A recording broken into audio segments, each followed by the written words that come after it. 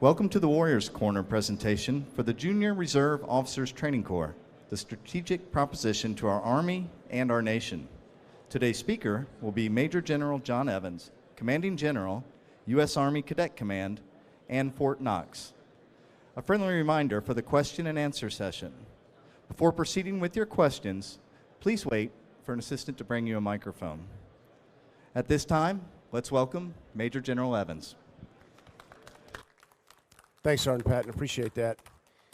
So let me start the conversation by saying it may seem a little bit strange to consider junior ROTC as a strategic proposition, but that's exactly what it is. We started the week off with the Secretary talking to us about the fact that the Army priorities are not going to change. We're going to continue to work on readiness. We're going to continue to work on modernization. We're going to be committed to reform. And then our chief followed that up by talking about the fact that the Army is people. And we unveiled the new Army People Strategy with General Funk's help from TRADOC this week and Dr. Wardensky at ASA MNRA. So at the very core of what it is we're doing as an Army, as we look long range, our strategic proposition for our nation is people. And what I'm going to do is I'm going to talk to you a little bit about what we're doing in the lane of junior ROTC and tell you why I believe it is much more a strategic proposition than it is a tactical one. So if I can get the next slide. So first and foremost, and I want to be clear on this because there's often confusion, junior ROTC is not a recruiting mechanism for the Army. Now, don't mistake what I say. We get collateral benefit with regards to recruiting from junior ROTC, but it is first and foremost a citizenship program for our country. What it does is it instills the values that we embrace in the Army in our youth so that they can be more effective citizens for us. Some of them are going to matriculate on to college. Some of them are going to go into the workforce in their local communities.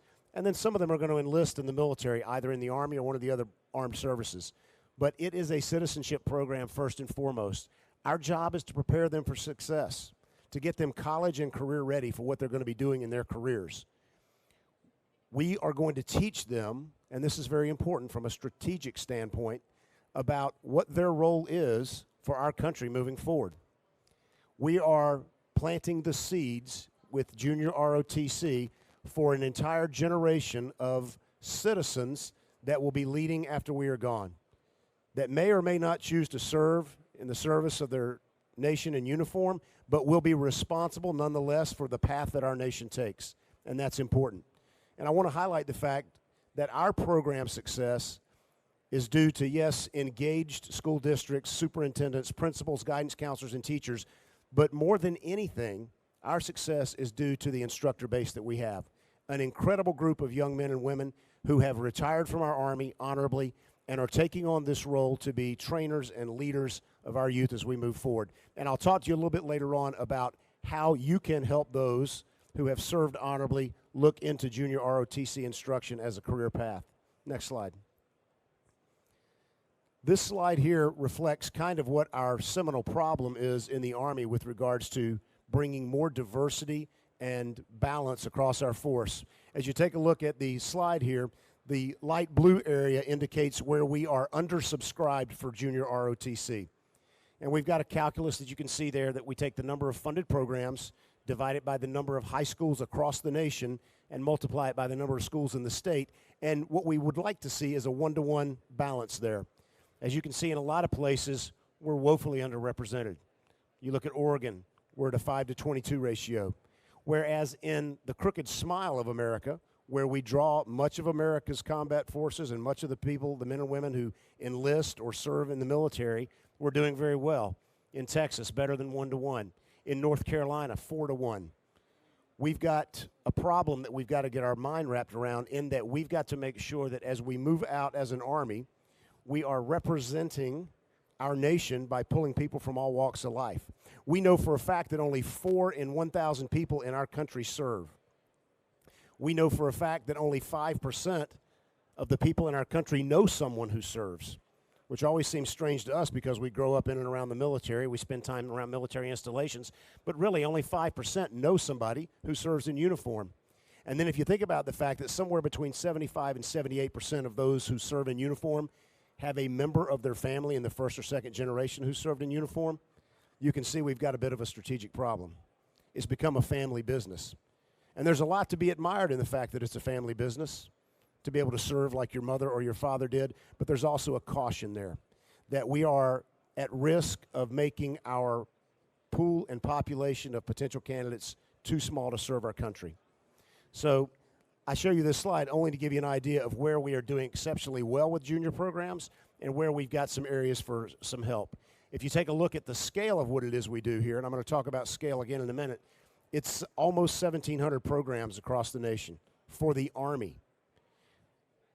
2,500 defense, National Defense Cadet Corps. Those are programs that the schools fund themselves. All we provide them is the curriculum. They have to pay for the instructors, for the equipment, for the classrooms. Many of those NDCCs are on the OML to become junior ROTC programs, and we work very diligently to try to get them to a place where they can realize their goal of being a junior ROTC program. Almost 4,000 instructors across the enterprise and over 300,000 high school students in Army junior ROTC alone. So again, that's bigger than the Army Reserve by a factor of 50%. So it's a large population, a large group of people that we can leverage. Next slide, please. Busy slide here, but I want to draw a couple of things out for you. You can look at the heat map and see where our junior ROTC programs are. A lot of that just reflects the growth of our country, right? The westward expansion. Many of our programs are 120 years old, 125 years old. They have been around longer than the senior program has been around. Military schools and military academies that have existed for a long time across the Southeast. As you take a look at our density for schools, there are approximately 34,000 high schools in the United States. Of those 34,000 high schools, 11%, about 3,500, have a junior ROTC program of some flavor. The Army owns about half of those. Over 1,700 programs out of those almost 3,500 belong to the Army. So you can see we are well represented with regards to how much of junior ROTC we administer. What we found out as we did some digging about this to see what the return on investment is from a recruiting standpoint and what we could realize with regards to how many of the young men and women that are in junior ROTC come to the Army. We know that somewhere between 20 and 25% of the young men and women in junior ROTC will go on to serve in the military. They will either matriculate into college and go to one of the academies, military academies. They will either go into the senior ROTC program or they will enlist in one of the services. So we know that's about 20 to 25%. But what we were shocked to find as we dug into this is that of that 11% of high schools that has junior ROTC, nearly half of the people who enlist in the regular Army come from a junior ROTC program. Not always Army, but 21% come from the Army. And what we also found out, which was shocking, is that when we took a look at the data deeper and we talked to young men and women as they went to the recruiting stations and asked them about their experience with, in, and around junior ROTC, is that if you have a junior ROTC program at your high school, whether you participate in it or not, whether it is an Army junior ROTC program or not, you are twice as likely to enlist in the Army. So the impact of this citizenship element that we teach in junior ROTC imprints on our young people, makes them think about service, even if they're not in junior ROTC, even if they're in the band or the football team or something else. Every day, day in, day out, they're seeing their peers wearing the uniform, participating in junior ROTC. They're seeing those instructors who are the absolute example of what a professional soldier is in their hallways each and every day, taking care of these kids, making sure that they are achieving, getting to the next level. Next slide. Program quality indicators are big. So as I talk to school superintendents, as I talk to state legislators, as I talk to people about the benefits of junior ROTC, they very much appreciate the patriotism aspect of it. They appreciate the fact that we want to have men and women go on to serve in the military, but what they're most interested in as educators is getting kids graduated from high school, making sure that they are going to go on to college and career-ready jobs and positions, to move out and be useful and provide benefit to their communities, or to go to the next level of education. And what you'll see here is in almost all categories, being in junior ROTC is going to make you a better student, going to make you a better citizen, with higher attendance rates, higher graduation rates, far lower indiscipline rates, far lower dropout rates, and GPAs that are 18 to 20% higher than their peer group. So the benefits of junior ROTC are not just for what it is that we do in the Army and molding the next generation of military officers and enlisted soldiers, but it's also making better citizens for our country, better educated. 20%, like I said, 20 to 25% express a desire while they're in the junior program to serve, and then we get a little bit of a bump, frankly, once they graduate with those that decide to serve. Next slide. This slide just simply gives you a smattering of what we're doing in junior ROTC right now. And I'm very excited about some of the programs we've got going on, because what we are trying to do is we are trying to match this continued escalation in STEM and technology and engineering and robotics, and mirror programs within junior ROTC at the schools in extracurricular and co-curricular activities that will allow young men and women to be better placed for jobs as they move out. Whether that's in the military, where we obviously want to gain their skill sets when we can, or whether that's outside the military in their communities, or moving on to schools, colleges, and universities that value that depth of experience, whether it's going to be in science, technology, engineering, and mathematics, whether it's going to be in robotics. And then we've got other co-curriculars that we also work on. Drill competitions. I will tell you, I went to the national drill competition last year in Daytona, Florida. And I'm a special ops guy, so we don't march real well. But I went to, yes, sir. But I went to this drill competition. These kids are old guard good. And I'm not kidding. They are that level of precision with drill competitions. They could walk out there and guard the tomb tomorrow and you wouldn't know the difference. That's the level of professionalism you see from them. You take a look at our Raider Challenge. Again, General Funk talked earlier this week about the crisis of obesity in our country, about the fact that we can't get kids out to do things, about the fact that only 12% of kids after the age of 12 decide to do anything athletic during their school careers. Raider Challenge is an opportunity for the kids that really get into the tactics portion of what it is we like to do, to get out there and train and do rope bridges and do road marches and do land navigation and do obstacle courses.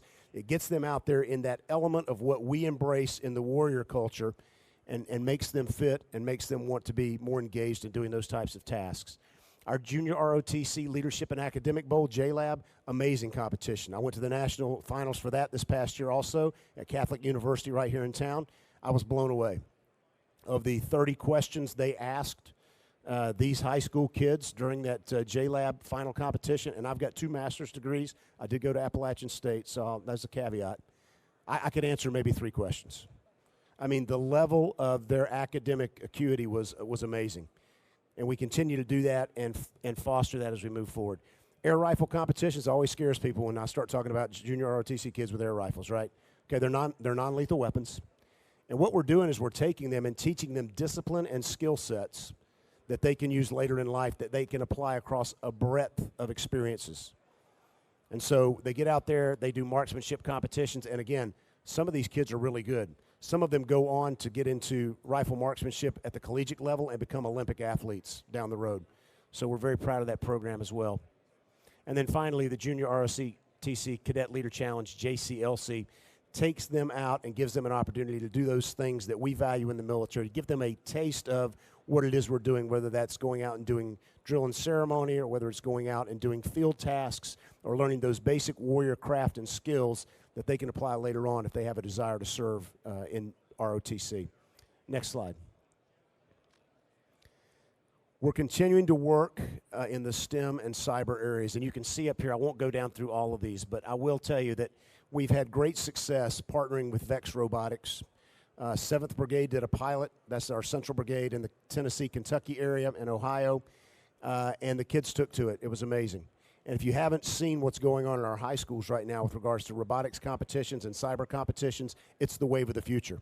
And it gets the kids engaged in those STEM and those technology-rich skill sets and disciplines to make them better with reasoning, better with the ability to work in teams, and obviously better with their ability to provide product and be able to build something with their hands. We're working with drone pilot license, submersibles. On the robotics side, we've got a cyber pilot that we are working right now with ASA MNRA on to try to kick off, hopefully next year, that will allow us to focus some of our schools on the cyber field with an opportunity to expand that pilot if it works out well.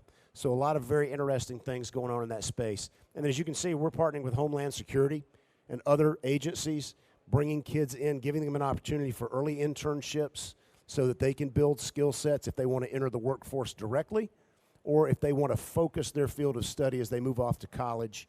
And then we hope to gain the benefits of that by bringing them back into the Army or somewhere else in government service down the road. Next slide. And then finally, I guess I would end with this. We are constantly evolving, and this is important to understand. For years and years, I think junior ROTC fell victim to the fact that it was show up in class, go march a little bit, sit down, take a civics lesson, and then go out and do some PT. We're far beyond that now. What we're doing in junior ROTC is preparing these kids for the future. We've got a new curriculum that we've introduced. We're using new learning tools. We've got camps that are set up for engineering, space, cyber. All of these things we're doing, and we can use Army resources in many regards to be able to do that, which allows us to partner with local districts, with superintendents, with principals, with guidance counselors, and get these kids engaged in the things that are going to make them better citizens down the road. Next slide. All right, I think we're rolling back to the video. So let me finish, because I want to take your questions. Let me finish up by saying this. I started this discussion talking about the strategic proposition for junior ROTC. And I don't want you to be short-sighted as you think about it. The strategic proposition for junior ROTC is not that we're going to get 20 to 25% of these kids to join the military. That's beneficial to us, without a doubt. But that's not the strategic proposition. Earlier this week, and he said it again this morning, General Funk said, our strategic crisis that looms in the future is not being able to man the all-volunteer force. Should we get to a point where we cannot man our Army, our Air Force, our Marine Corps, our Navy, our Coast Guard, what are we going to do? These kids, the 300,000 junior ROTC students that are out there right now, are going to go out into their communities, whether they choose to serve or not, whether they choose to serve a career or they choose to serve one term of enlistment and get out, or one ROTC tour, or go to the academy and do 5 years as an officer. They are going to come out having had this experience, having been steeped in our Army values, and when their sons or daughters or someone at their church or school or community center comes to them as a young adult and says, you know what, I'm considering service to my nation, what do you think about that? They're going to be able to respond with, absolutely, you need to do this. Your nation needs you, and our nation needs junior ROTC, because like the Chief of Staff of the Army says, winning matters. I'll be happy to take your questions now. Yes, sir. Hey, Neil. I think they got a microphone for you. Thank you, General Evans. Excellent presentation, and we're sold on junior ROTC. I'm the CASA for Eastern Washington, Neil Seelock, previous DCG of Cadet Command, and junior ROTC is near and dear to our heart. But, sir, we want to be able to take the proper message back. We know it's difficult to get a new program started. Thank you. We just got University High School off the ground this year, and it's going to go great guns. First Army program since we opened Wellpennant 10 years ago. But is it reasonable to expect that we can expand where it's wanted? Or is there a possibility of, as an example, sharing between schools? So, great question. Let me start by saying, so everything's got a price, right? Junior ROTC is set up as a DOD program. Is set up in law, statutory law. It is capped right now at a little north of 3,400 programs across all the services. Now, what we do have flexibility to do with junior ROTC that, frankly, we can't do with senior ROTC is that when, from time to time, a program attrits, you know, it fails either because the school district loses interest, or there's a leadership change in the school district, or they don't want to fund it, whatever the case may be. When that program attrits, we go back to our order of merit list, and we go to the top of that list, and we say, okay, you now get a program. Hopefully you're ready to fill that program, and we allow that program to open. I've been in discussions with General Funk and with ASA MNRA, Dr. Wardynski, about what would be the benefits of increasing junior ROTC. Is that something we should look at? Is that strategic proposition such that that's a good expenditure of resources? But the caution there is, because like you said, it's very popular and people buy in. Once you plant a program somewhere, if that program's not failing, it is exceptionally hard to unplant it. Our Congress gets very, very personally involved. They love these programs. They see what it does for their communities. They see what it does for their constituency. And so going in and saying, hey, we're going to cut the budget this year and we need to cut 100 junior ROTC programs, I can tell you that'd be dead on arrival in Congress. So we have to be very deliberate about the way we approach this. We are having discussions about, do we need to look at the size of junior ROTC? But some of those discussions have yet to occur. You bet. Good Yes. morning, General. My Hi. name is Sarah Matthews. Hi, Sarah. The question I have for you is, our daughter she's an Army brat. Okay. She's been in Air Force JROTC, and my husband just retired and is the Commandant of the Corps at the University of North Georgia. Oh, okay, great. So she's actually in a Marine JROTC now, but she's interested in flying. Okay. So my question is what is the Army doing for the JROTCs who are interested in flying? What I'm getting at is the Air Force actually has a program for their JROTC to compete for scholarships to learn to fly, and for them going into flights. Right. No, it's a great question. I appreciate that. And I'm an Army aviator too, so I like pilots and I like flying. It's good stuff. I would like everybody to be a pilot.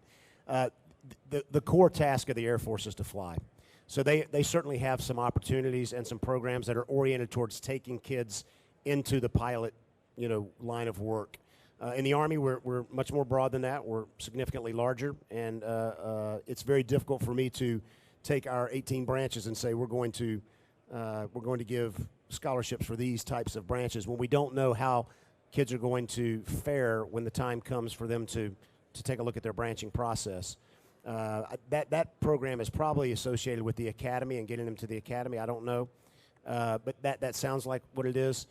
Even at our military academy, when we send young men and women up there, they don't know what their branch is going to be until their 4th year. So we don't have a program like that.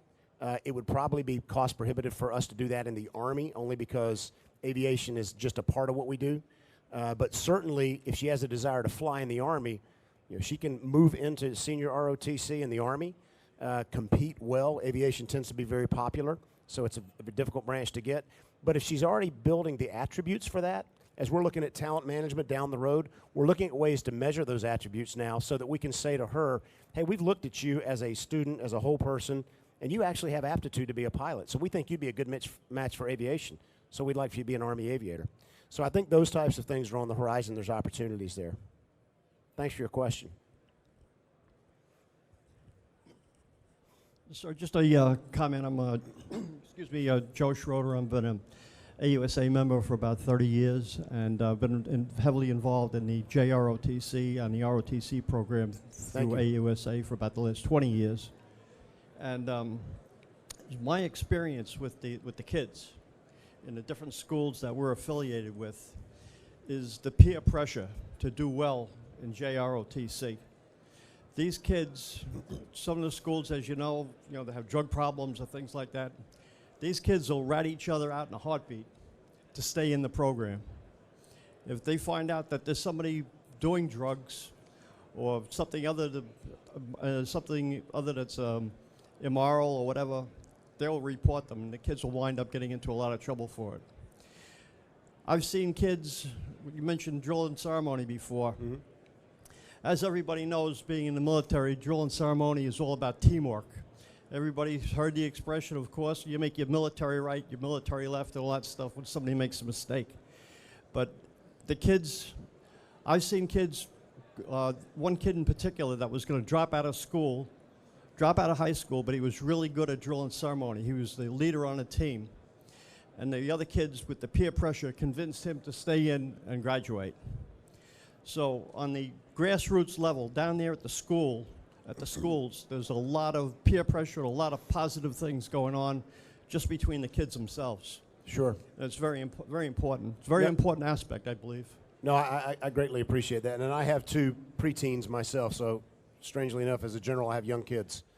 And I'm watching very closely, that dynamic in school, and I'm sure some of you have school-age kids as well. What I would tell you that I think is important, and I alluded to it earlier in the discussion, is the difference maker in that equation is that junior ROTC instructor.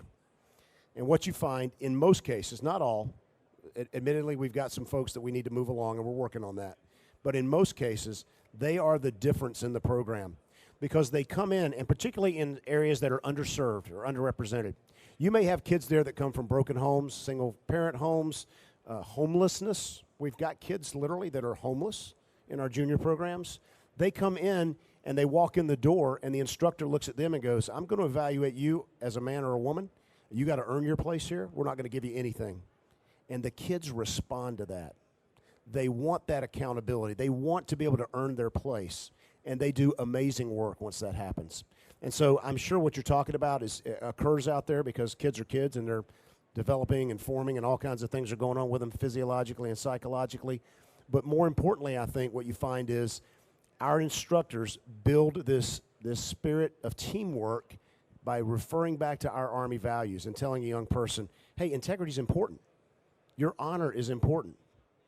Loyalty is important. Personal courage is not just standing in the face of fire, but standing up to a bully or standing up to someone who is doing something that you know is wrong.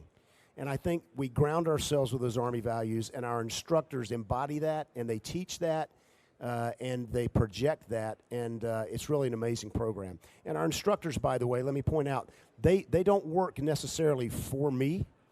The instructors are certified by United States Army Cadet Command and the Army to make sure that they are people of good character, right? We put them through a CNACI check to make sure they're not on child registry lists or things like that. And then the school district hires them. So they're employees of the school district. If they do something that is not in keeping with the Army values, I can't fire them, but I can decertify them, and they can't teach junior ROTC anymore. So if the school district wants to keep them around as the basketball coach, that's on them, but they're not going to teach junior ROTC. So we have a level of control there to make sure that that quality never dips below where we want it to be at the Army, and our quality line is pretty doggone high. So thanks for your comment and for the opportunity to talk about our instructors.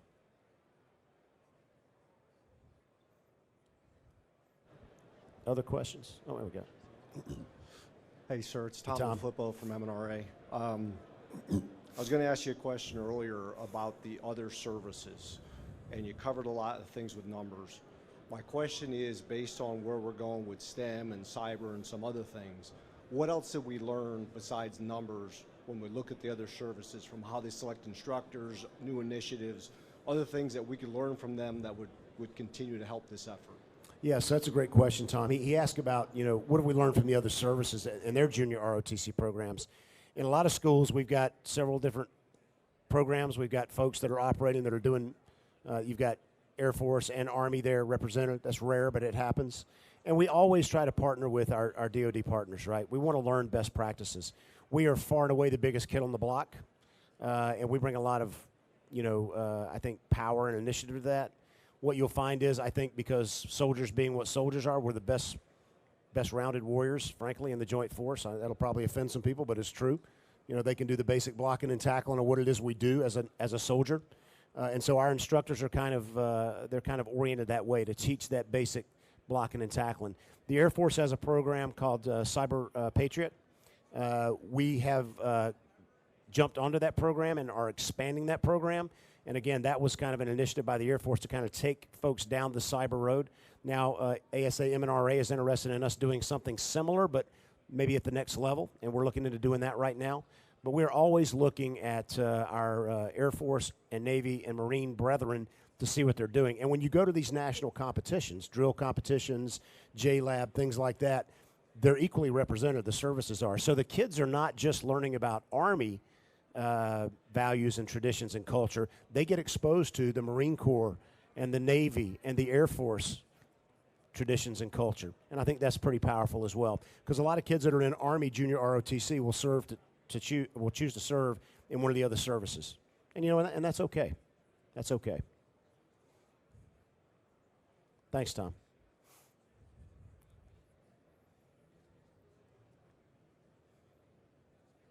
Other questions? I'm getting the 10-minute warning back there. I'm not sure I'm going to need it. Yes, sir. I think he's bringing you a mic, sir. One of the things we've learned in Arkansas, one is that we would love to double the number of programs because we're underserved, as your chart showed. Right. But we've also learned it's a great feeder for the National Guard and the Army Reserve Forces. When I talk to the JROTC students and say, you know, what are you doing? And the instructors highlight and say, well, this kid's in the Guard, this kid's in the Guard. And so it's a great feeder for that. And so developing that relationship between the instructors and the Guard and Reserve has just been tremendous. Yeah, I really can't foot stomp hard enough the fact that my entire enterprise, the junior and senior enterprise in ROTC, is multi-compo. So we service not just the active force, but also the Reserve and National Guard force. And it's very, very important because, again, if you go off to serve in the National Guard in your community, you are an emissary, an ambassador for the Army. So you are carrying that message with you when you go to places where we don't congregate as an Army. If your civilian job is something that's a vast departure from your military job, you're probably reaching and touching people who don't have exposure to the military. So you get to carry that message there. So it's very, very important what we do with regards to the Guard and Reserve. So thanks for that. And the other benefit that we get, and General Seabold had kind of mentioned the fact that in some places people get a little upset about which uniforms we wear and what that projects and what that means. And in the current political environment, some of these things can be frightening for some folks. They see people in camouflage, or they see people with air rifles, and they think to themselves, oh my goodness, we're militarizing our youth. Well, not at all. That's not what we're doing. So what we have to do is we have to convince folks that what we're doing is we are building better citizens for tomorrow. And it's not about air rifles or what uniform you're wearing. It's about demonstrating that self-discipline and allowing them to build all of those values that we hold dear. So thanks for your comment.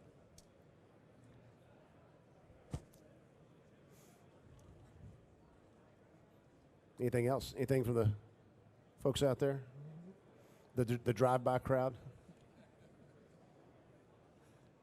Okay, well, I'll wrap it up then if nobody else has a question. Hey, I will tell you, thanks for coming today. You can do us a great benefit and a great service by talking about junior ROTC in your communities, in your schools. If they don't have a program, if they want a program, have them reach out to Cadet Command. There's a very simple online process to be able to get in touch with my team and apply for a program at a college or at a high school. And we will take that into consideration. We'll rack and stack them on the OML. I'll be honest, our OML right now is a little over 250 schools. So we've got a lot of people that want junior ROTC that we can't service right now because, frankly, it's just a funding issue. But we always want to be aware of where people want to do this. And again, as the chief said, as the secretary said, as General Funk always says, you are all recruiters for us. And junior ROTC, even though it's not a recruiting tool, down the road, those young men and women, by virtue of their exposure to our culture, are going to be recruiters for all of us as well. They're going to be out there, they're going to be achieving things, they're going to be getting stronger for our country, and they're going to be winning because winning matters. Thanks a lot.